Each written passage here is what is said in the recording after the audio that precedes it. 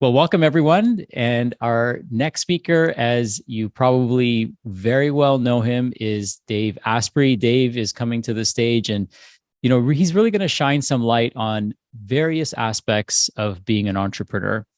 Not only is he one himself, he's been in the game for many, many years. He's also a published author, has written many best-selling books, including his newest one, Smarter, Not Harder, which I've had the honor and privilege to read. And I hope that you do as well. If you don't have your copy, go grab it. It's a total game changer. And we're going to dive into that a little bit. And we're also going to dive into Dave and where he's been and what he's done and how it can help you as a functional medicine practitioner, a holistic health coach, or somebody who's really looking to make the world a better place by helping people achieve better health. Dave, thanks for joining me today. You are welcome, Sachin. Well, you're tuning in from Costa Rica, which is one of my favorite places on earth. So thank you kindly for taking time out of your busy schedule and joining us. I know you're really passionate about helping people feel and do their absolute best. And I've been following your work for many, many years and greatly appreciate all you've done to help us and support us. What I'd love to know is if you have a updated and working definition that you're working with now for what is a biohacker, because you're known as the father of biohacking. And I'm curious if you've got your own updated version of it for 2023. Well, when I first came up with the definition, biohacking was the art and science of changing the environment around you and inside of you so you have full control of your own biology. It's still there, but the definition of what are the domains of the environment around you that you can change, it's constantly expanding, because some of the lowest hanging biohacks that have the broadest impact on you, they're at the cellular level. They're deep down in the operating system in your body. These are areas that are invisible to you by design. You're not supposed to know about that because it's automatic and it just works, except it doesn't just work because we broke the environment around us. So that includes things like, it always has included, but I haven't gone as deep at the biohacking conference that I put on every year. In some of these domains, I've always talked about mindfulness and consciousness. And I know that you and I have had private conversations about that stuff too, which is amazing. So when your cells start to work better, when your hardware starts to work better, your capacity for consciousness improves. You just have more bandwidth to access hidden parts of reality that are actually there. And they're things that we've written about for thousands of years. So things that include tantric sex, things that include non-ordinary states of consciousness. There's ways to get there with neurofeedback, which has been my primary path. Breath work, which you and I have both talked about on interviews before, and other ways of accessing this, whether it doesn't have to be plant medicines at all, it may be. But just having science-based, but also consciousness-based conversations about what are the techniques that allow us to access these altered states of high performance. And high performance at what? Well, at healing, at relationships, at feeling a sense of inner peace or feeling compassion. These are things you can measure with EEG machines. So I'd say the definition of biohacking hasn't changed, but the set of tools is ever expanding. Yeah, in Smarter, Not Harder, you talk about so many different things. And one of the things that I'm impressed with is how you write. So you've taken something that can be very complicated, very convoluted, and you've really broken it down into simple things that we can do, intermediate things that we can do, and advanced things that we can do, which I love because this information then becomes accessible to every single person. As a fellow author, not quite as prolific as you, what I'd love to know is, what does that writing process look like? Do you enjoy writing? Is that something that you had to hack yourself, or is that something that just comes naturally to you? I would say it didn't come naturally, but I am a computer hacker by training. I know how to write code. I know how to logically group things. But something I don't talk about that much is that when I was working in tech, not only was I at the company that held Google's first servers when Google was two guys and two computers, and I ended up co-founding the professional services group there. So, we built Salesforce's architecture when there were 8 employees at Salesforce, like that kind of early stage stuff. Hmm. It required both structured thinking, but it required the ability to teach new knowledge. So for 5 years, I ran a program at the University of California where every day I'd work, in a tech startup land, and then I would teach for about 2.5 hours. I teach working engineers in Silicon Valley, like, how do we build the internet? How do we build what we now call cloud computing? So I would have a 1-hour time between my last meeting and I would have dinner, and I would study like the latest trade journals and create a class to teach for 2.5 hours to people who knew what they were doing. It was so stressful when I started doing this, but I learned how to rapidly assimilate information, translate it, and make it teachable. And what that did is that made me one of the most powerful guys at the company where I worked, because I had this amazing picture of the landscape of what was going on. So that rapid acquisition and structuring, it led me to understand if you can teach something, you really know it. And that is still the best way to learn something. But if you're not going to teach it, you write a book as if you were teaching it. So when I write a book, I have an idea, I have a hypothesis, I have something that's new that I want to transmit and translate so people can absorb it. And so the way I go about writing is, all right, how would I teach this? And then it forces me to structure my thoughts. And so I love that part of writing, which is the building the skeleton, understand like what's the path to bring a reader through. What I don't really love is the putting the muscles on the bones. Mm. So I'm good at the skeleton, and I'm good at we'll call it the skin, the outer layer, so it can be perceived and it'll enter your brain the right way. So I'm grateful that I've learned how to have a structured process where I work with a writing partner who can help me on the deep parts of, okay, here's what we want to communicate in this chapter. Here's all the science point. Can you help me like get it into a rough shape and then let me finish it? So that's helped, but that's the part I don't like, because that can just be a huge amount of time, and it's not the highest value time. So what I most appreciate is structuring, and then like the aha, and how do I draw a graph? How do I tell the story? That gives me energy, and I stay up late and I go into this altered state. There's an old talk I gave, I think after the Bulletproof Diet came out, and it's very hard to break onto the New York Times list. Like, it's a very, very high bar, and I managed to do it with my first big book. And so I gave a talk about all the tech I used to alter my states of consciousness so I could write. I could just see you plugged in, dialed in, doing your thing. And there was electrodes on my brain. There were specific chemicals involved, like coffee, stuff like that. And just different rituals, and understanding my own, like, how do I get into writing mode? It used to be about 45 to 90 minutes of just like, screwing around before I could finally shift into this weird focused kind of writing flow state. And I've managed to be able to do that much more quickly, just through the course of practice. I love that. So for all of you that are tuned in, one of the things that you want to pay attention to, what they've said, is that teaching others is the best way to master a subject. So what I love about learning and acquiring new knowledge is sharing it. So a lot of times what I do on social media is I'll just do a brain dump. I'll learn something new and I'll share it with somebody, and I'll try to share it in a way that's simple and easy for them to understand, and at least grabs their attention, gets the light bulbs turning on in their head about a particular topic.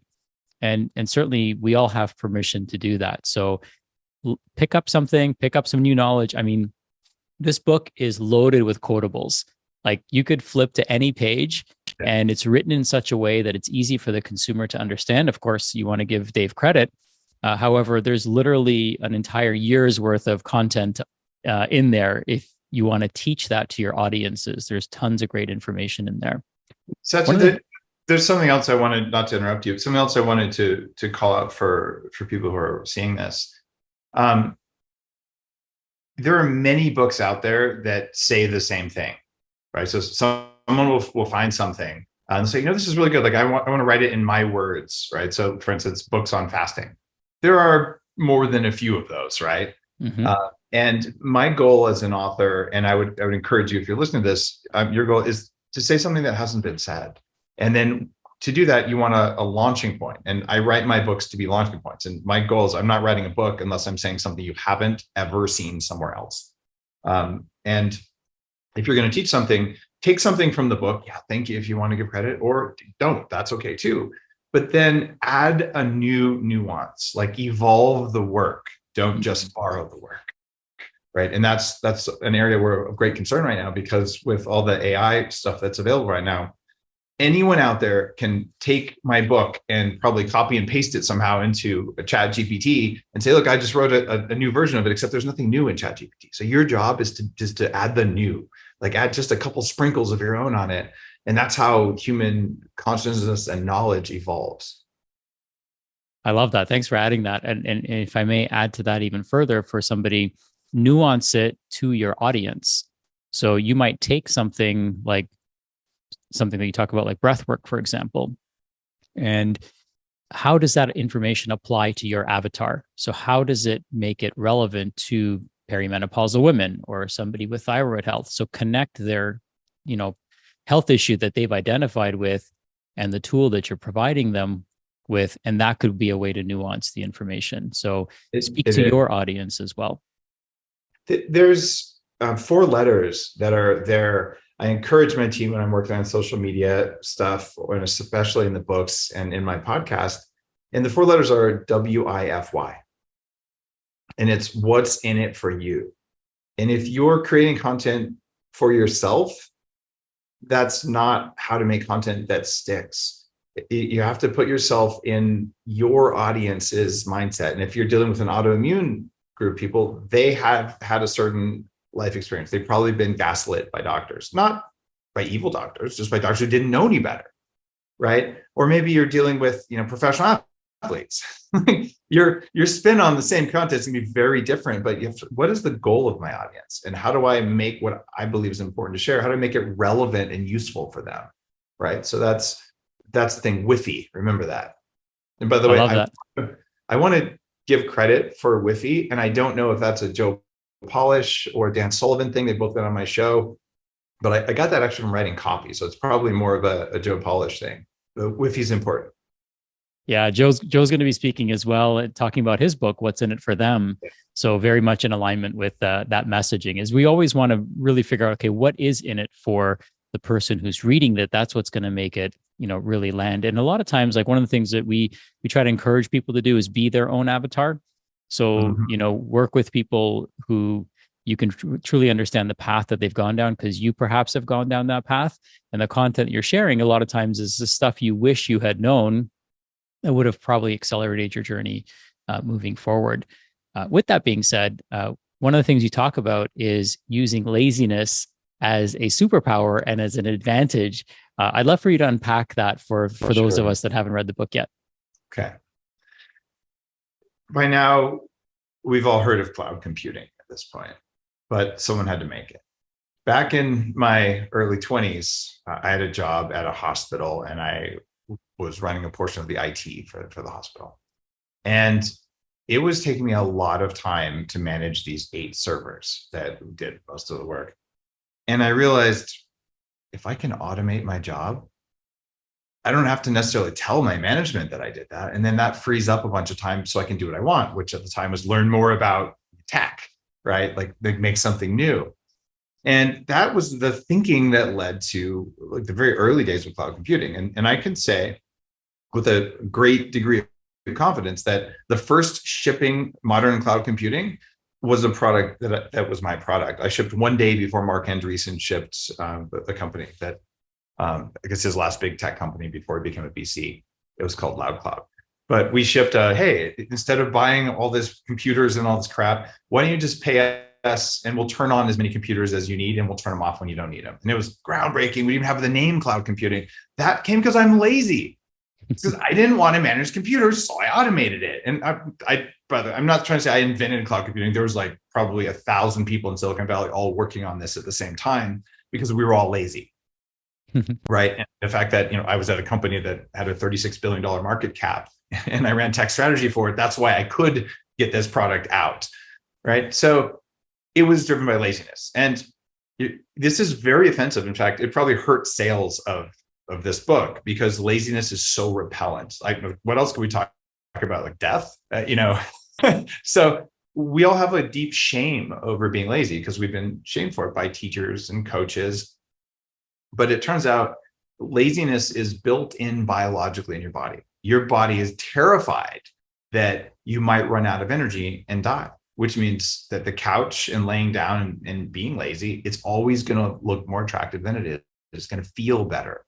And also, so is eating everything, because if you eat everything and don't do anything, you won't die of starvation or lack of energy. Now, none of this is in our conscious brain. It's in our operating system, which is invisible to our brain. So as an entrepreneur or a business owner, you could say, well, I'm not going to allow myself to be lazy because only bad people are lazy, and then no one would love me. And if no one loves me, I don't have any friends, and then I'll die. Like, that's the way your body feels, even though you're saying, well, what's going on? So find a way to do something with less work. That's why we have cars, because someone didn't like shoveling horse poop. And that guy was better off than the guy who just walked everywhere, right? So evolution of society comes, and freeing up energy, having low cost energy available for all of us. It's fundamental to human freedom and human consciousness. Because if you spend all your time not being lazy, you're just another brick in the wall. Great advice. So like a less triggering word might be efficiency, right? How to be more efficient. The problem is efficiency is boring. Did you ever wake up in the morning and go, God, yeah, I want to be efficient. Today I want to be optimized. No, like efficiency and optimization, they imply you're willing to give up something to get something else. I am not. I want to have my cake and eat it too. And that's normal and healthy. And there's nothing wrong with that. Let me just find a way to do it. And that will motivate you way more than today I'm going to be efficient. Efficiency is boring. It's not at all motivating. And even worse, you know what efficiency usually gets you? It gets you that hotel room where the lights feel crappy, the water doesn't flow very well, and it feels cold and impersonal and cheap and plastic, but it was efficient. No, I want epic.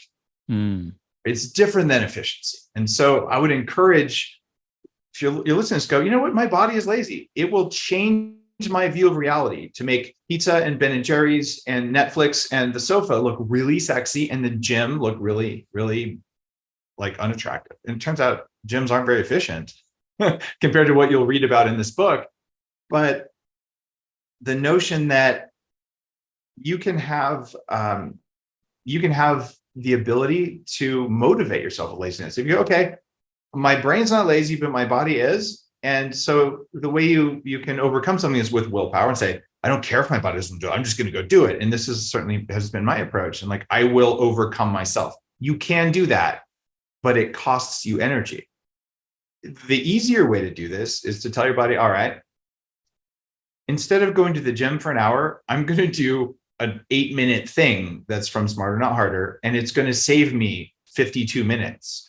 The savings of time is way more motivating to your hardware than the effort. So your brain can be like, yeah, I'm going to go work out. But what we've done though is because we suppress this desire to do things more efficiently, because we might be lazy, it means we go to the gym and we say, if more is better. That's one of the shortcuts we make. So I'm just going to go, pound it out and sweat all over the place. And in fact, I'm such a good person today. I'm going to do another 10 minutes, but you're actually getting less results in terms of what you wanted to do. So this is biohacking in general is a very goal driven. Okay, what's my goal? Sachin, your goal and mine might be very different, right? Someone listening to this right now, their goal is, I really want to have kids. So they're focusing on fertility. And someone else saying, I want to be a balloon animal. Like I want to be the most ripped person on earth or whatever. And someone else is like, I want to live forever. Someone else, I want to be the smartest. And someone else is just want to be able to handle my stress because I'm so anxious all the time. And that's my goal. All of those you could say are health, but they're almost unrelated. So Smarter Not Harder is about, well, let me help you pick the goal based on thousands of people who've come through the first biohacking facility on earth. It's underneath Arnold Schwarzenegger's office. It's called Upgrade Labs in Santa Monica. We're franchising that across the country. There's dozens of them opening right now. And people can go to ownandupgradelabs.com and I'll set you up to be an entrepreneur. You can have a franchise in your town where you're opening biohacking centers that both are profitable on the entrepreneurial side, but make a huge difference for the people who go there. I didn't feel comfortable in creating this as a franchise until I knew how to make money doing it. It turns out it's one of the hardest businesses that I've done, probably second only to 40 years of Zen, which is my brain upgrade for entrepreneurs program. The reason that I could write this book, though, is because after thousands of people have come through, I have enough data to say, you know what, these are the 5 big domains people are asking for when they say, I want to be healthy. And I don't even like the word healthy. What does that even mean? Most people listening to you, like, tell me the metrics for your health. You don't have hard goals for it. You don't have real goals that are measurable and attainable and actionable and all the stuff we learn in business school. If you don't do that for your health, it's not going to work. So health itself is not a goal. It's just a domain. It's like saying, I want to have finance. Like, well, what results did you want in finance? That might be more important, if that makes sense. I love that. Thank you for the clarification. If you were to work with somebody privately, because you've worked with many entrepreneurs, I have. Where would you say people waste a lot of their time? Where are some of the, for lack of a better term, where can we trim the fat, so to speak? So I'm on about 25 or 30 advisory boards, and I have a portfolio of companies I've invested in the biohacking space. I'm not an active investor right now until I get some liquidity for Bulletproof, but I do a lot of advisory work for equity. So I do have this conversation a lot. And many entrepreneurs, especially if it's your first time out doing this, you're trying to prove something to someone else other than you. And you're sort of looking to prove you're good enough, and you're running away from failure. Right. And so there's a great amount of, surprisingly, if you dig deep, there's a great amount of shame-based behavior. Like one of the guys who went through 40 years of Zen, who runs a 1,200 person call center. And I can say this because he posted on Facebook. It's Craig Handley, who you may or may not know. He's like, I just finished 40 years of Zen. I realized that all of my entrepreneurial success is because I was bullied in 7th grade. So, and by the way, if you talk to entrepreneurs, many of us, including me, had a lot of bullying happening. And what if instead of running away from that, which was the first half of my career, by the way, I was very successful. I made $6 million when I was 26, lost it when I was 28. But you can do it that way. It just creates pain and anxiety and suffering, and it's wasted effort. And if instead you're saying, what am I moving towards that's worthy? That is so much more motivating, and it makes what would have been a really bad day, maybe if not a good day, but at least a bearable day that didn't leave you just depleted at the end of it. And that, in my mind, that's working smarter, not harder, because you can work so hard that you grind yourself down. You know, you're like, great, I'm finally a success. And then you retire, you quit working, and then you don't have any friends anymore, and then you're done in 2 years. This happens all the time. This is why working hard is not a good idea. Being able to work hard and doing it on occasion when you have epic tool sets, that's what creates success. There's no correlation between hard work and success. Yeah, I know that can be very true. Even that statement can be very triggering for people. You mean I've worked hard all this time and I'm not a good person yet? You're a good person whether or not you work hard. Or maybe you're not a good person and you should do something about that.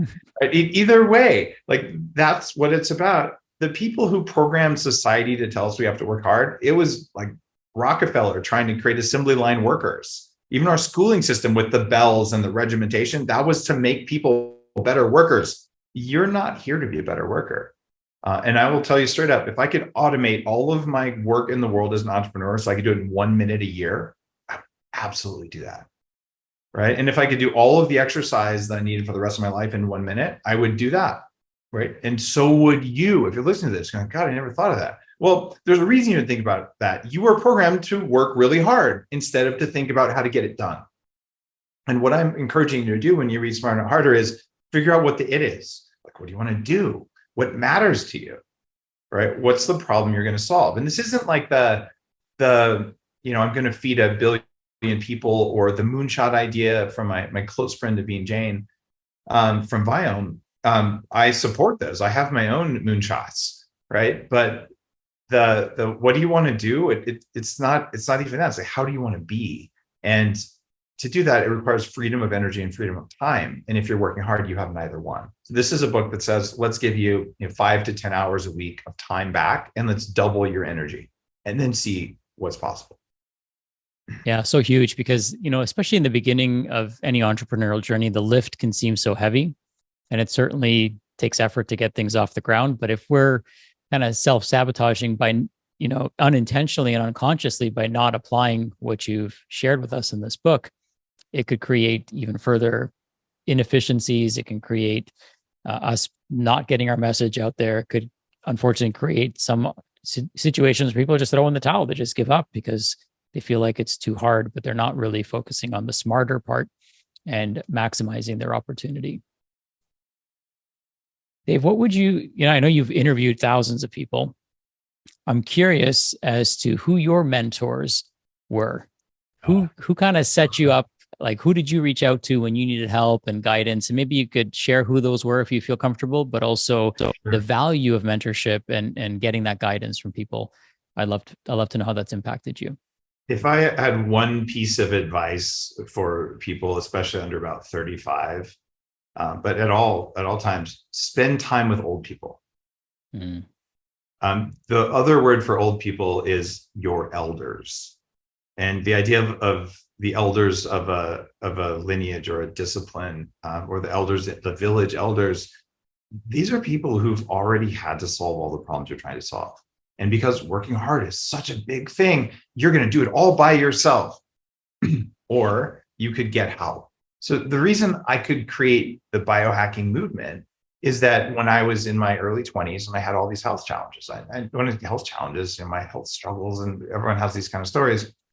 But I'll just say, I was diagnosed like, Dave, you have a very high risk of stroke and heart attack, and you're 27 years old. Your testosterone is lower than your mother, and you weighed 300 pounds.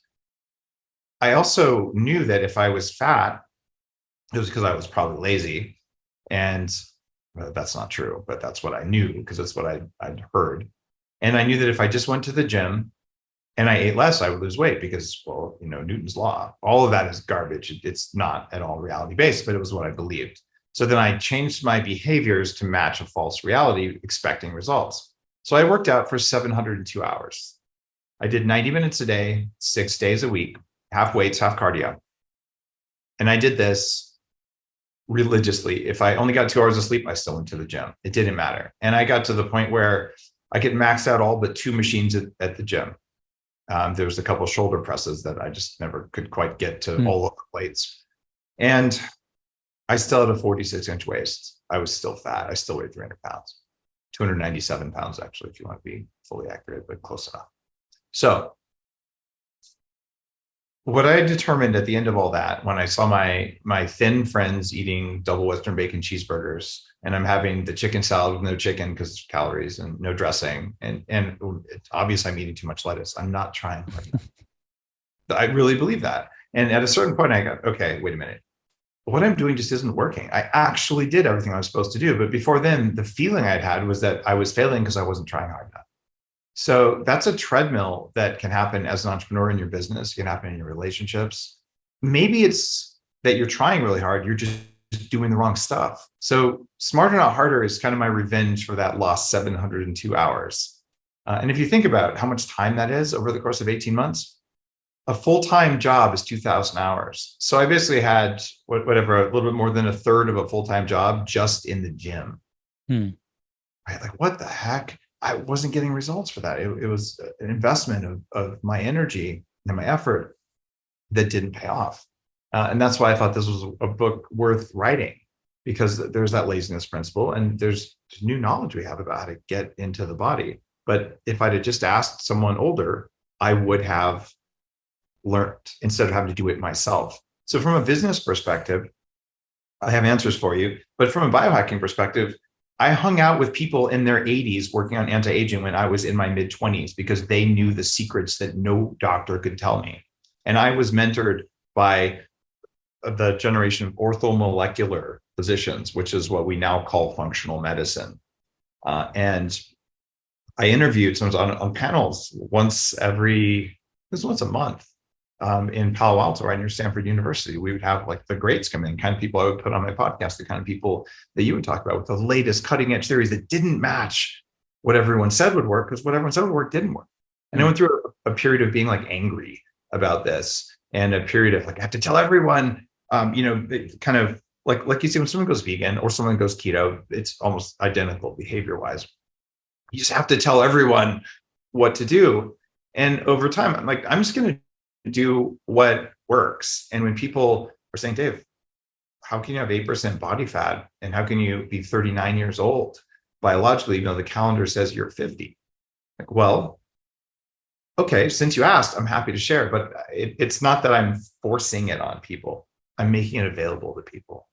And that all of that came about because I got to work with something called the Silicon Valley Health Institute. I became chairman and president before I was 30, and I was the only guy under 50 in the room. But I was so excited because these guys were just telling me the secrets of life. Same thing goes for business. I remember when I was at this tech company, right? I was a nerd, like a deep engineer, network engineering, computer security, that kind of stuff. But I was so interested in like, how is this big, multi-billion-dollar business? How are we making decisions? So one day I walked into our VP of Strategy's office and I said, hey, I know I'm out in the field, making stuff, but I want to do what you do. How do I do it? And he goes, I'd love to have you work for me. And all of a sudden, this guy's name is Peter Fortenbaugh. Today, he's the executive director of the Boys and Girls Club in Palo Alto. He sat me down and taught me how to do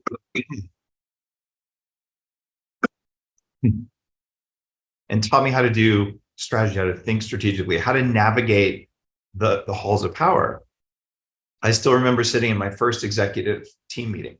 This is a dozen executives. One of them was, the former CTO of Apple, and people with, great, the first VP of sales for Oracle. They're in the room. They're part of the team that built this company, that built the web hosting data center business that we're still using that stuff today. And I'm like, they're all crazy.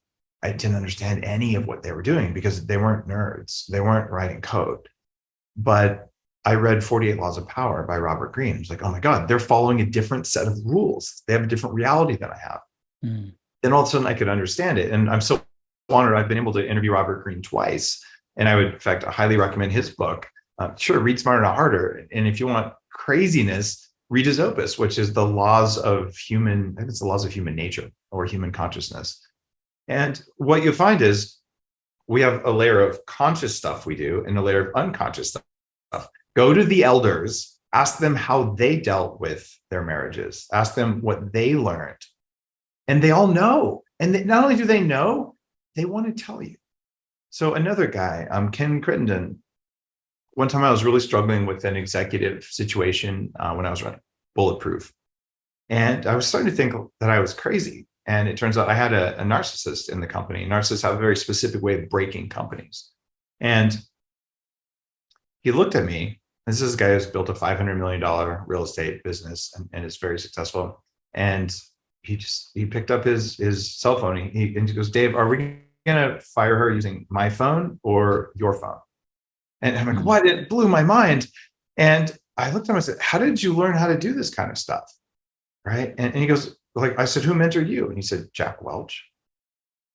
So I can call Ken and he's available and he wants to help. And Joe Polish, you just mentioned, Joe's helped me enormously. And when people are successful, all they want to do is share their success with you. They're not transactional. I grew up believing that if I helped someone or if I received help from someone, it would put me in debt and that I had to do it all on my own, like the rugged individuals. That's bullshit. Entrepreneurs want to help each other. So I can mention Peter. He taught me how to operate in a corporate environment. And I can mention a couple ones. There was a woman named Carla, who was the assistant to the CEO of a company called 3Com, one of the biggest networking companies at the time in my career. And she met me in a corporate HR thing. It was like, we need to have lunch once a week or coffee once a week. And she mentored me, right? So as you, especially if you're a younger entrepreneur, the people who've been there before, they just don't want you to make all the stupid mistakes they did. And what's frustrating is, if I mentor someone, I'm going to share some advice with them. If they take the advice and they work on it, it's very satisfying. If they just hear it and then just go off and run their company off a cliff, despite being warned, that's frustrating. So one of the things you can do if you find someone who's willing to share some advice with you, let them know that it helped. Let them know that you did it. And then they're more inclined to help you even further. And if it's a coaching situation or a mentorship or board of directors thing, which is what I do now, or advisory board, it's important that you have some skin in the game. It's one of the reasons I'm like, yeah, actually, I do want equity in your company if I'm going to help you on a consistent basis, because I want to have skin in the game. And because you have paid something, even if it's not cash, you've paid something, which means now you will unconsciously value the advice and you're more likely to use it. Because free advice, even if it's the best advice in the world, most people don't have the maturity and the wisdom to make use of it. But if all you had to do was buy someone lunch for the advice, then you'll use the advice. It's like a hidden thing inside our operating systems. Yeah, if you pay, you pay attention. It's kind of funny how it works, even at times when I want to give, I mean, again, I know you do too, and I like to give lots of information away for free. And we feel like we're doing our community and our clients and our readers a huge service, but how many people actually action it?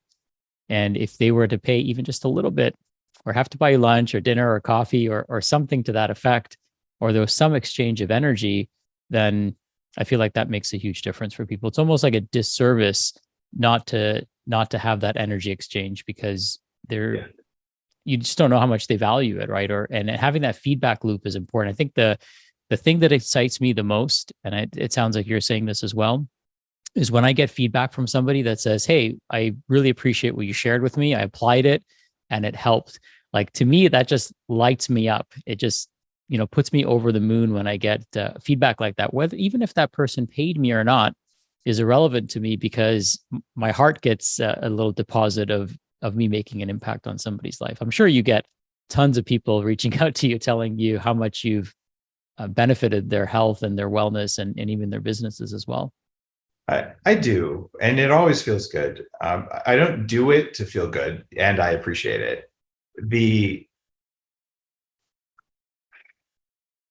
If you share advice or knowledge or wisdom with people and they don't take action on it, it's actually your fault, not their fault. If they didn't take action on it, it's because you didn't have the WIFY right for them, or you didn't have discernment with who you shared it with. Right. So there's been times when I've shared advice with a narcissist or even a sociopath here and there, where they're not looking for that exchange. They're not looking for the greater good. They're looking for, like, what can I steal? Right. And there are people in the entrepreneurial field, I'll call them Watchpreneuers. They've never come up with an original idea, but they'll see something new and amazing, and then they'll make it as cheap and crappy, and they'll say that whatever it is the same, and they'll sell something that doesn't even work, claiming that it's the new thing in the world. There was an example when I was starting Bulletproof. I was very specific about the effects of C8 MCT oil because it works better, right? And 5 years after I told everyone that, a study actually came out of the University of California, San Diego, that showed, that does raise ketones more than the other MCTs. But during that time, another company decided that they were going to jump on the bandwagon. They did an orchestrated character attack on me. And then they started selling an MCT oil that was primarily C12. This is a type of MCT oil that doesn't have any magic powers. So if you didn't know any of this, because you're a normal person and you're not into biohacking and health and all that, you say, well, I heard somewhere that I should put MCT oil in my coffee. And yeah, you heard that, so bulletproof coffee. But so I bought some from this knockoff brand and it didn't work. Therefore, MCT in coffee doesn't work, despite the fact that millions of people have gotten results from doing it the right way. Now, I'm not saying you had to buy my brand of C8 MCT, the Bulletproof Brain Octane. I'm just saying that if you did it with something labeled MCT that wasn't the good stuff, but was much cheaper because of a knockoff company, well, that's actually a major cause of stress for entrepreneurs. It's also a cause of why there's a lot of crappy stuff in the world. The race to cheap instead of the race to results. It's there's so many products out there. There's so many new things coming to the market, and it can be hard for the average consumer to really know what's good and what isn't. So it's important for us to find a trusted resource, somebody who has integrity, somebody who's not willing to compromise, somebody who's always creating and developing and recommending products that they themselves use. And that's what I always loved about you and admired about you, is that you walk the walk, you talk the talk, like you're living proof, as we would say. And I've seen you in various different settings at different masterminds we belong to. You know, you're very, very disciplined in the things that you say and recommend. Like, I can personally vouch that when we were at Genius Network, you brought your own lunch, right? There was a beautiful lunch being served, and you brought your own lunch because you wanted to stay in your highest level of integrity, but also feel your absolute best, because we're paying $10,000 to be at that event, right? You don't want to have brain fog or have the food kind of drag you down, lower your energy. You want to maximize the opportunity while you're there. So I can genuinely say that you are in the highest integrity of your message, which I deeply, deeply value and appreciate. And that's, like, I think you and I both know we can't say that about everybody. And, you know, it's not about calling out names, but it's rare to find someone like that. So I want everyone to really know that Dave is the real deal. And his recommendations are things that he's actually doing himself or has done himself that have benefited him. So that, to me, is a very powerful thing that I look for in somebody. I always one of my mentors told me, never take advice from someone who you wouldn't trade places with. And you know, it's not about trading places, but it's really about, like, I admire you for that, right? The integrity that you have. And it's, you know, if a little bit of it rubs off on me, so be it. But it's wonderful to see that actually exists. It's not just a character, right? Like, you know, there's people that play characters online, and you're certainly not that. Well, likewise, Sachin, I picked that up on you. You're one of the genuine helpers. And if you spend time in an entrepreneurial community, and especially in the world of health and all, you realize there are some people who are playing it straight. They're playing for the greater good for humanity, and they're willing to help. And just off the top of my head, like Daniel Amen, David Perlmutter, I mean, these are just helpful souls, right? And they're always willing to help. And one of the things that happens when you're always helping is there will be the people who will take advantage of it. And then the trick as an entrepreneur who's doing that is to not get bitter and angry over that. Because I mean, sometimes it can be really hurtful stuff. You know, someone who's, you know, a business partner suddenly just decides, you know, they're gonna steal. Or I've had that happen. I've had people embezzle billions of dollars from me. You know, like, but I trusted you and I treated you right. And I'll probably write a book about this. But the way it works is, good people like you and me, we're going to play a game where the rules are, I do something that makes you win, you do something that makes me win, right? So what if someone in front of you is pretending to play by those rules, but instead they're playing by rules where you lose so they can win? What they're going to do is they're going to do something that screws you over, that benefits them. And then you're going to call them out on it and say, hey, that wasn't cool. And they're going to lie to you. And they might not even know they're lying if they're a narcissist. These are people who are just caught in trauma. But then because you play by win-win, you'll do something else to make them win, to demonstrate that that's the game you're playing. And a skilled narcissist, or worse off sociopath, they will continuously try to get you to do things to show that you're playing win-win that benefits them. And they're stacking up benefits, and you're starting to feel like you're crazy. And this is taking down huge numbers of good-hearted entrepreneurs. And it takes you down either because it breaks your business, it breaks the culture in your business, or it actually, like, it harms your spirit, right? And what that really is a problem of discernment, where, like, yes, I help broad numbers of people.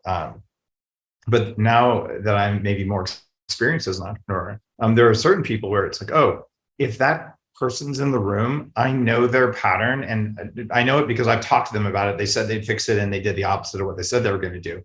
Like, I'm not going to that event. It's not worth my time. I'm not sharing what I know with people who are actively targeting. And the more successful you are financially, the more powerful you are, or the more famous you are, the more those people are attracted to you, like moths to a flame. So as you become more successful as an entrepreneur, you become more discerning at which people you will hire, which people you will partner with. And you might say, this is a great deal, except I don't trust them. So then you just don't do it. And it turns out that signal is not a cognitive signal. It's a visceral signal. So your body knows.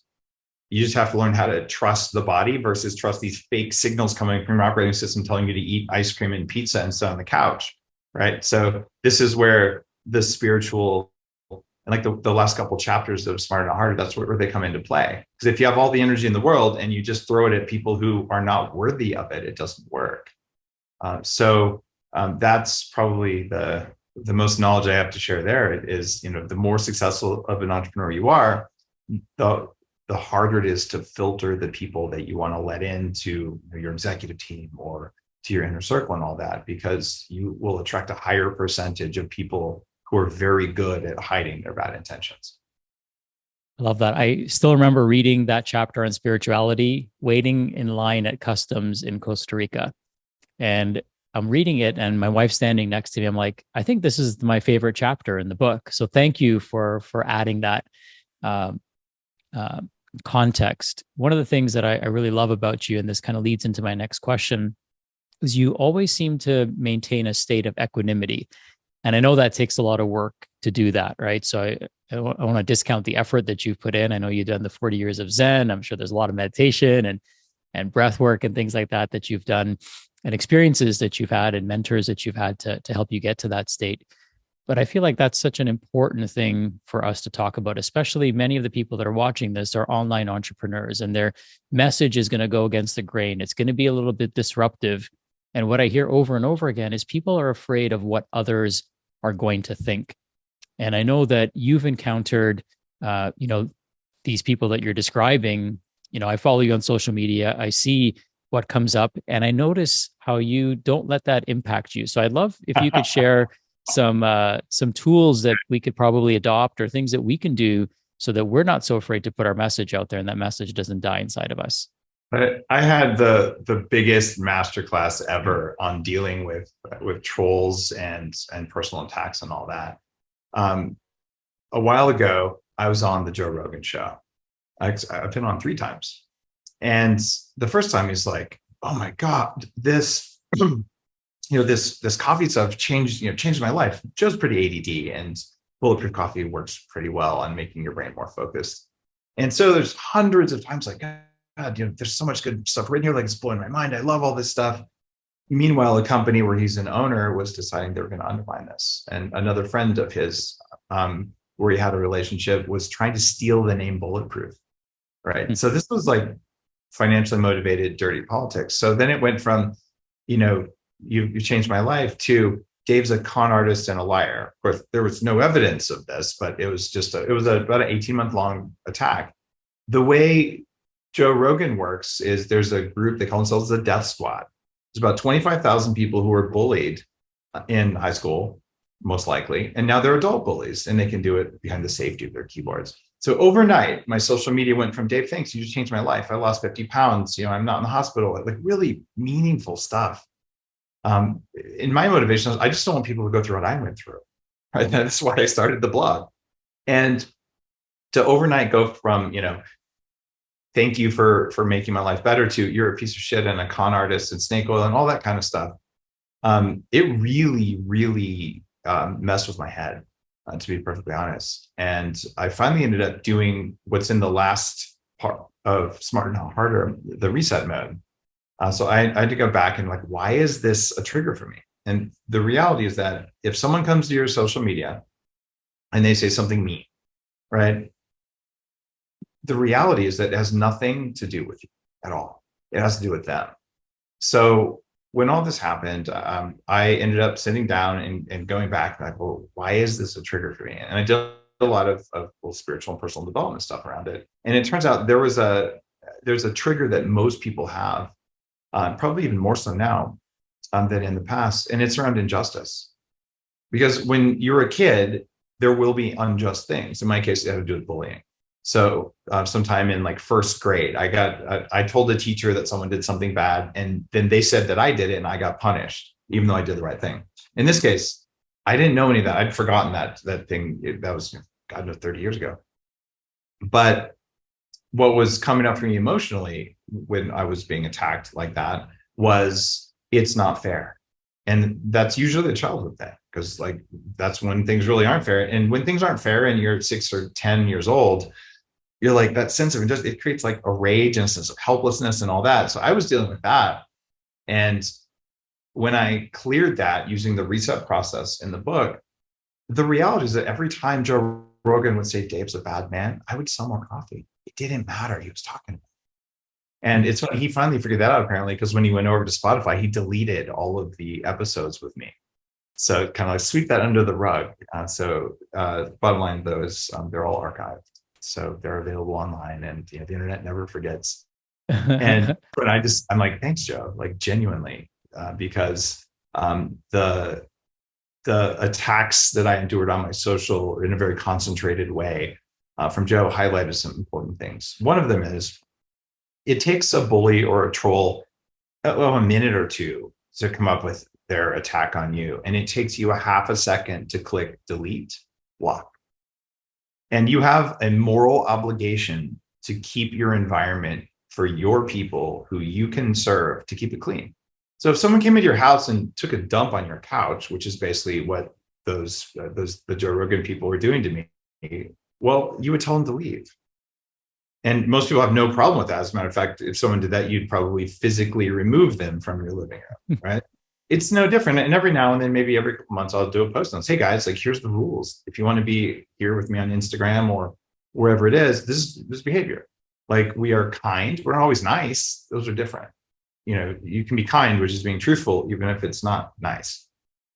And if you're attacking people instead of ideas, I will kick you out.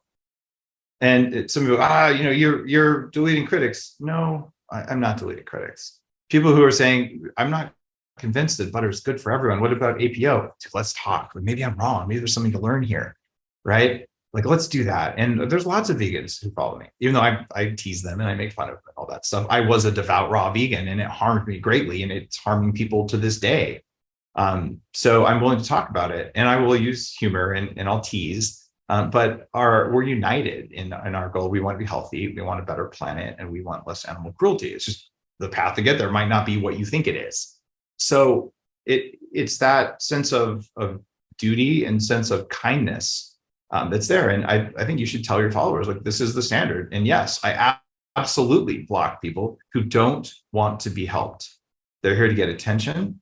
They're here to get conflict. And those are actually the narcissists. Those are the ones, they're feeding off of your pain. They're feeding off of your energy. They will not get any energy from me other than playful energy, which they can't stand, because humor diffuses tyranny all the time. So usually I'll respond flippantly to a troll.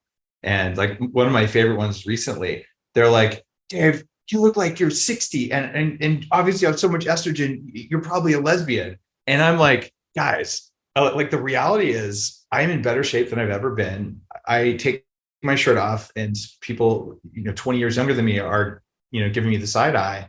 And I'm like, I can kind of own that, given that I still have stretch marks and I weigh 300 pounds.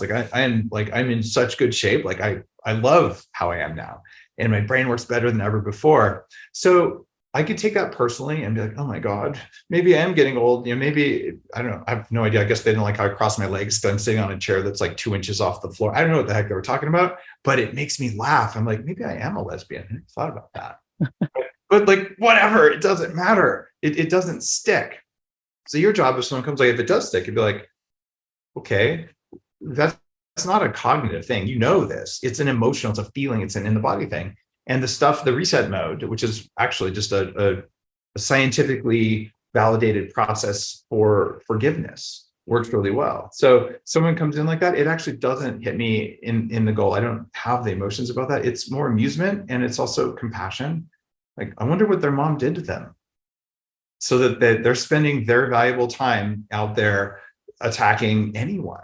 And if they want to attack me, there's millions of people who will come out and say, Dave changed my life. Like, what are you talking about? Like, this is great. This guy in the UK, I was in the UK on TV on a big national thing. I'm wearing my too dark, the red glasses for sleep, because it's 3 a.m. for me to do the interview. And I'm talking about how calories don't make you fat. Flush they down. So one calorie troll, this a Snickers bar and a diet soda will cancel each other out, did this huge hit piece on me, got 1 million followers. And I'm like, this is awesome. So I just took a screenshot of it and I put it on my page and say, hey guys, if you want to talk to him. So he has thousands of people's lives have been changed. You go to his page and they're all just telling him, you don't know what you're talking about. So like my followers will back me up because I helped them. And what I did there, and this is the kind of ninja move that I would encourage if you're listening to this. What I did is I said, hey guys, to honor this poor person who still believes colors matter, I'm going to use his Instagram handle as a discount code for my products. His name is Fitness Chef. Hi, Fitness Chef. Oh, that's great. What a great way to respond. I love that. Yeah, and the deal is when your followers know it's not hurting you, not that you pretend like it's not hurting you. Newsflash, we can tell. We can all feel that, right? And if you get defensive, no, you're not going to get defensive. You're going to get playful, right? And there are other times where it's like, look, this person is looking for a fight, right? And I will tell you just straight up, I've been in more than 100 fist fights because I was bullied as a kid. I never lost. I was always the one on top at the end because of physics, because I was the fat kid and I could sit on you and I had more reach. It's still true to this day, right? So yeah, I know how to take you down, but I don't need to. So if you're coming to me to pick a fight, if you actually get a fight from me, you're not going to walk away from it, but I'm not combative anymore. So I walk around, I am dangerous. That's why it's called Danger Coffee, my newest brand. Dangerous means that who knows what I might do whatever I want, but I'm not programmable, and you can't make me do things by trying to pick a fight with me. I can choose to engage in a fight with you, but why would I do that? I have stuff to do in the world. So what I'm going to do is I'm going to play, and then I'll walk away from the fight because it's not worth my time. And if you can do that from a place of love instead of from a place of defensive,ness, the trolls lose their power. They have no ability at all. All they're doing is driving up your metrics for viewership.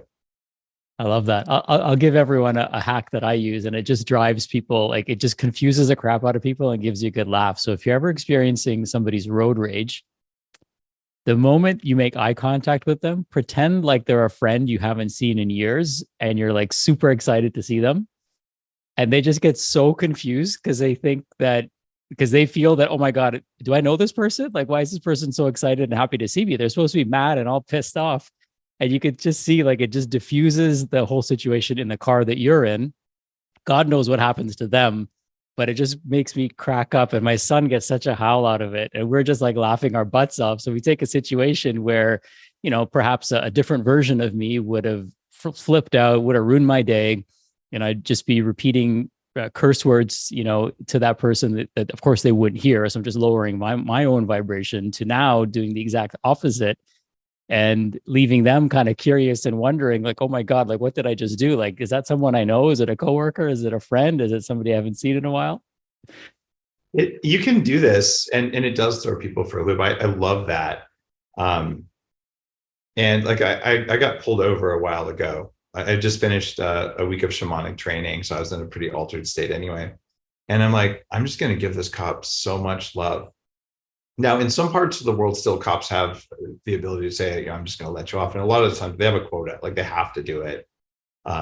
So this is one of those things. It was somewhere near the Palm Desert. So I just like was in the real grounded, calm, open-hearted, loving state. It comes in, and I answered all his questions, and it was just really cool. And at the end, he's like, can I shake your hand? He's like, you're a really nice man. And you can tell he was looking like, am I in the right career? Like it was totally different. Right. And it turns out there's a huge number of law enforcement who use the things I've been teaching about biohacking because they're in a really stressful environment with very little gratitude for what they do. And I'm not saying they always do good things. I mean, we've all seen misbehavior from police and government and all that stuff. However, on an individual level, they're all just people trying to do their best. So when you do that, it's like maybe that's going to carry forward. And with road rage, man, I used to have a very powerful middle finger muscle. It was bigger than my biceps. It's a little elevated. And I haven't had road rage in many years, but the way I do it now is the story of road rage. You get pissed off is that that other person, they think they're better than you. They think they're more deserving, and they're an asshole and all this kind of stuff. None of that's real. It could be that they're on the way to the hospital to see the birth of their child, or to see, the last dying breath from someone. You just don't know. Mm-hmm. So what I like to do now is I like to tell myself a story that they're about to shit their pants and they're just trying to find a bathroom. And that's less enlightened than, the last breath, but it's funnier. So I like, man, that guy really, really is about to fill his pants. Hey, you go, brother, you go. That's what my wife does. You guys must have been speaking to each other. That's exactly what she says. He's like, this guy's got explosive diarrhea. He's got to get home. Totally right. Okay. Whatever story made me feel better is Yeah, what it is, right?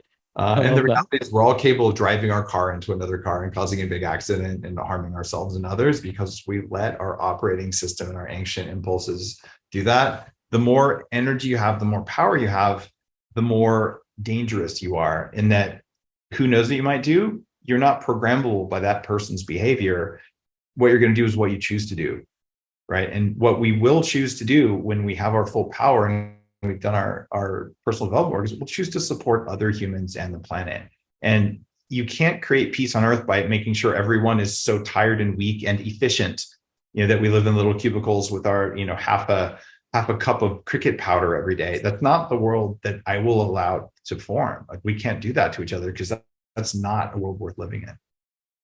Totally agree. Dave, if you have a few minutes, what I'd love to do is we had some questions come in from our attendees. And what I'd love to do is maybe we could do a rapid fire round. And I've got about 5 questions for you.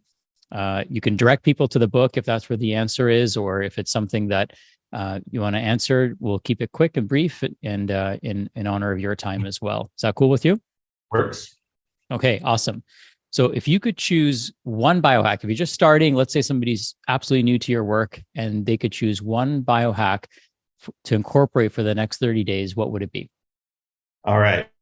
You must read Smarter, Not Harder, because to answer that question, you need to know your goal. And there's 5 big goals from Upgrade Labs, from talking with thousands of people. Here's what people really want. Okay, they might want to put on muscle. Be a very different biohack. They might want to lose fat, which is a different thing.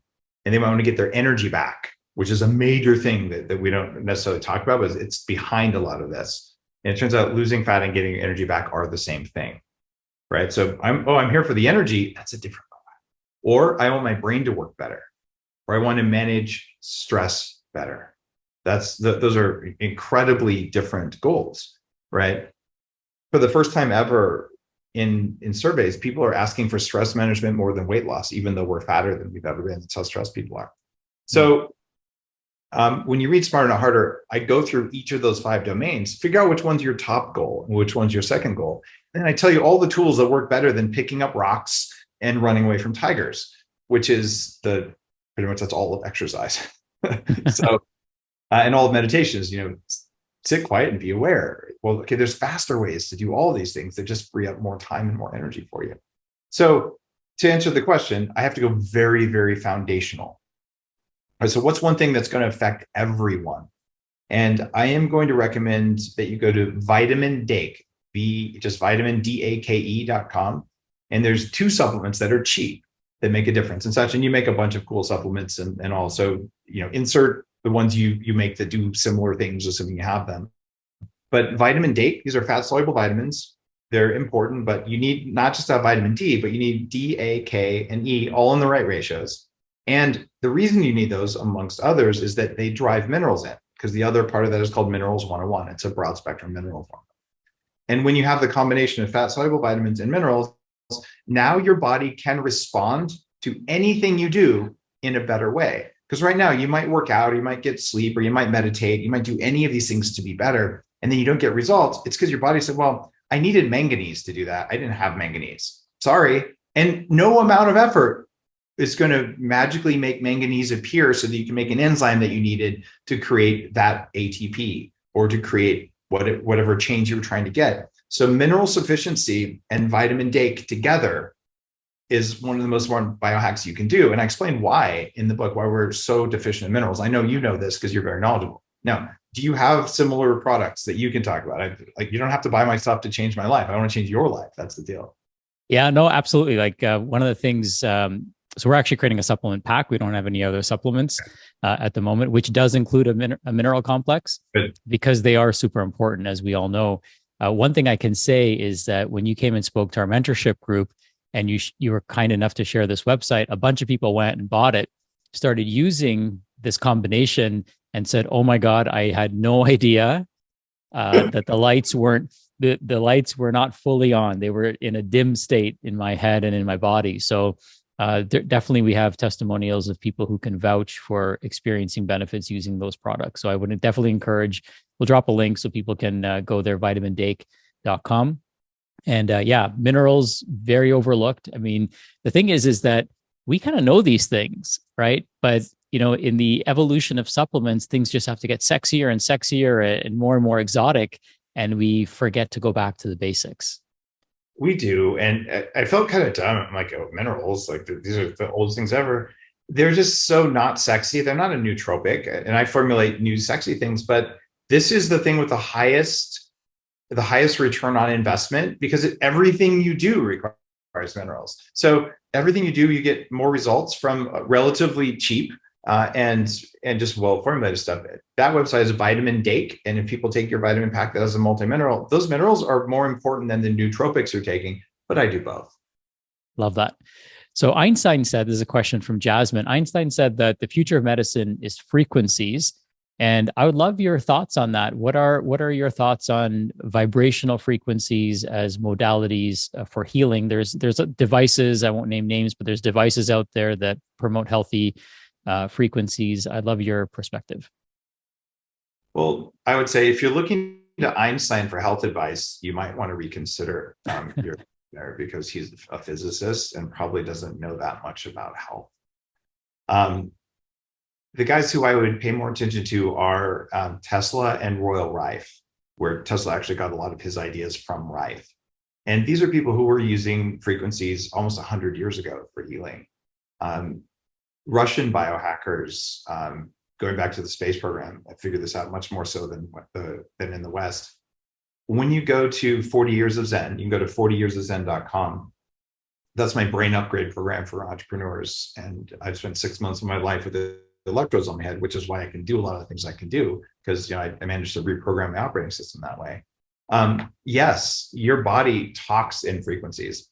You can use sound frequencies, you can use light frequencies, you can use electromagnetic frequencies. And when you go to an Upgrade Labs, we use all of those instead of picking up rocks in order to get you results in far less time. And frequencies, even for light, there's a color of the light. I love that you've got red behind you. I've got my red light when I'm in a hotel. I travel. This is just some Amazon thing. I just love nothing I sell. And I'm sure there's lots of friends.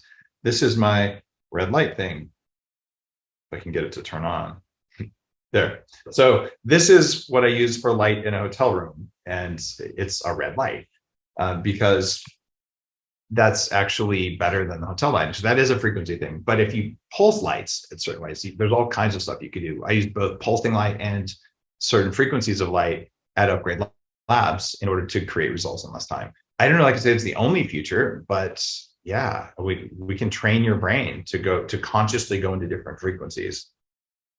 The difficulty though is that there's a large number of I'm going to call them quantum woo people. Like, well, it's quantum, right? Okay, there is such a thing as quantum biology, right? And a lot of people say, well, it's frequencies. Well, frequencies are measured in cycles per second. And right, so like, what's the frequency of this?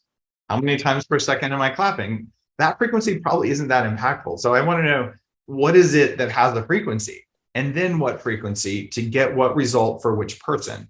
And that's why I use AI at Upgrade Labs in order to be able to predict what signals we can put into your body and your mind to get you the results that you want, because you don't want the same results as me. Speaking of light and sound, which are obviously frequencies, I know you talk about Braintap, and Practice Porter is going to be speaking at the event as well. I love the event is biohackingconference.com, by the way. That's just so people know what we're talking about. Yep. Okay, awesome. So I love if you have a 30-second sure plug for Braintap. Yeah, Braintap is a partner. They sponsor the conference. I'm always grateful for that.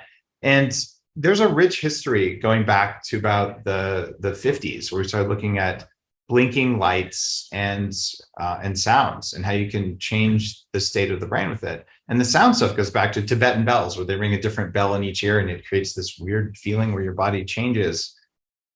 Frequencies are how our bodies interact with the world. What Braintap does is really cool. Is they have a set of headphones that even uses lights over the acupuncture points in your ears, lights over your eyes, and specific sounds. There's even a couple programs on there that I've recorded to help you use that to put your brain into an advanced meditative state. And I mentioned Braintap in Smarter Not Harder because, well, if you could just meditate, and there's value in meditating, right? But I promise you that meditation plus breath work will get you there faster. But if you did it with a Braintap, you can get there even faster. So it's a tool to let you make your body do what you want. What are you doing? You're changing the frequencies of light and sound in the environment around you to get control of your own biology. That's biohacking.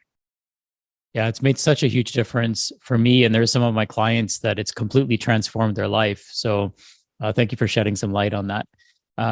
Have you ever heard of a Medbed? Has that come across any of the research that you've done?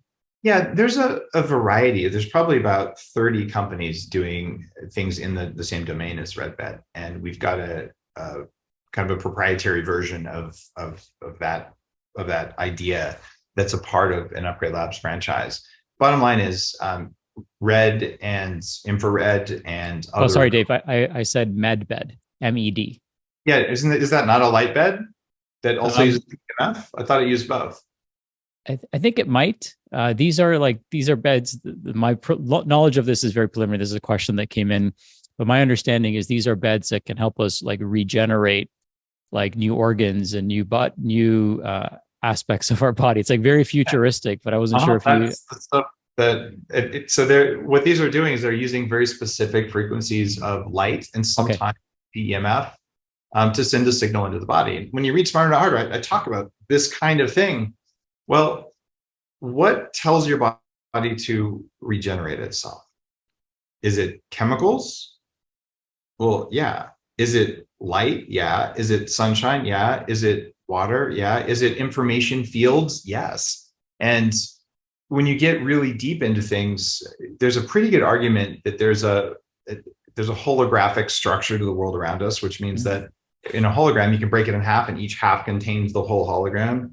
So the way you access holograms is with lasers. And I have used lasers medically on myself, including ones not really meant for humans, for 25 years. So yeah, lasers and LEDs are profoundly effective for causing tissue regeneration, and it's part of my anti-aging strategy. So I fully support it. I can't talk about that specific product. I haven't tested that one, but I do know there's about 30 or 40 vendors coming out with different aspects of that. There is efficacy to it. We don't know, and I feel pretty good about this. We don't know yet exactly what frequencies, whether it's magnetic frequencies or light frequencies or sound frequencies, are going to get exactly what results yet. That's where AI is helping us accelerate the world of biohacking very dramatically. That's why the large data set from Upgrade Labs, where we have this kind of stuff, I can feed frequencies into a person and see what happened because we're measuring results, and then feed that into a learning system over time. Wow, I love that. Last question. And this one comes from Nancy. And Nancy says, what are the top longevity hacks? So maybe there's two parts to this. One is free. What are the best free longevity hacks? And the second one are the ones that are perhaps ones that we have to invest in. All right. The short answer to this is read Superhuman. This is my major book on anti-aging, and I go through dozens of things that are shown in studies to extend lifespan of mammals. We're mammals. So there's lots of things you could do. But the number one thing is learn how to get better sleep, not more sleep, just better sleep. And if you would like kind of the short free version of that, go to sleepwithdave.com, which is the best URL of my entire life because it's so funny. But that's kind of like everything I know about sleep. And it's a gift. It's not, I'm not trying to make money off that. Like that's just, here's what I've done. I went from 5 minutes of deep sleep per night to 90 minutes of deep and 90 minutes of REM in 6.5 hours in my average night's sleep. So I'm getting profoundly good sleep. If you just do that, you'll live longer. The second thing would be skip breakfast, unless you're in a specific state where you need a high protein and probably a higher fat breakfast. There's times for that, but generally having a substantial period of time when you don't eat is going to be important. Don't eat after the sun goes down is another thing. Those are easy. And from there, I'm just going to say it. Eat some animal protein. Plant-based protein does not do the same thing as animal-based protein. This is coming from a guy who was a devout vegan. That works. Okay. And then if you had maybe one or two like low cost or medium cost interventions. Any thoughts there? Well, I mean, I've done huge numbers of stem cells. I have to be in like the top 10 most stem cell treated people on the planet at this point. So like that's a very expensive thing you can do. I've done I've done work with them all over the world. I've written about them in Superhuman when you read it. I go through a couple different types of that. There would be I'm going to talk about the True Dark glasses, the sleep glasses. These are not blue blockers. The ones I'm just putting on right now are, but next to my bed, because I'm in a hotel in Costa Rica. Let me see. What do you know? This is at truedark.com. These are sleep glasses that also, in a study we're about to release, put your brain in a meditative state. So just wearing these does the same thing as meditating for some forms of meditation. I wear these at night before I go to bed. This is cheap. I don't get jet lag anywhere on the planet when I control the color of light coming into my eyes. I wear these for an hour before bed, and then I go to sleep, and I get better sleep in less time. So this is a low cost thing to do at one time, and it's a meaningful intervention. Love it. Thank you. Awesome. Dave. This has been wonderful. Thank you for taking time out of your day in Costa Rica. Go enjoy the sun, enjoy the beach, enjoy the beauty of what the land has to offer. Another shout out for your amazing book. You mentioned Superhuman as well. Smarter, Not Harder. I love this book. I love the formatting of it. I love how simple it is to read, and you can literally pick it up, open up any chapter, and learn something profoundly helpful to your health and your happiness. Dave, you also helped us in, hacking our business in many ways by hacking ourselves and really addressing some of the emotional baggage that we might carry that might be preventing us from reaching that next level in our business. You talked about finding the right mentors, your elders, people who've done what you want to do in a way you want to do it. And you've given us lots of things to chew on and think about. I deeply value our friendship, and I'm so grateful for our time together. Is there any last message you'd like to offer our listeners today? Well, number one, thanks. I genuinely appreciate that, Sachin. You're one of the good guys working for the betterment of the world, and I genuinely appreciate that. Thank you. I think the final thing is something we talked about, but because you're talking particularly about entrepreneurship here, people genuinely want to help you succeed, right? And yeah, there are some people who probably are going to put a stick in your wheels or whatever, but the vast majority of people, they want you to win. If you ask for help, you'll get it. If I would have been wise enough early on in my career, I would have probably been in a very different place. So there's another contemporary, a guy named Mark Andreessen I mentioned earlier, who's a very famous VC today. So he and I are about the same age. So he wrote the first web browser, and I sold the first thing ever sold over the internet before the web browser was created. So like we didn't have the name e-commerce, but it was a caffeine t-shirt out in my dorm room. And funny enough, it had this caffeine symbol on it. And so he was smart because he went to Silicon Valley and he found someone 25 years older in the world of tech and said, show me how to do this. And he's a multi-billionaire. I said, I'm going to do this all by myself. I don't need any help. Right. And I'm not a multi-billionaire. I'm quite successful. I have no issues with that. But it was the willingness early on to ask for and receive help that made all the difference there. So I would just encourage you, find mentors, ask for advice, listen, and take action on it. You don't have to reinvent the wheel. Love that. Thank you, my friend. Have an amazing rest of your day. And thanks for enlightening us with your knowledge and wisdom and beautiful energy today. Appreciate you. Very welcome.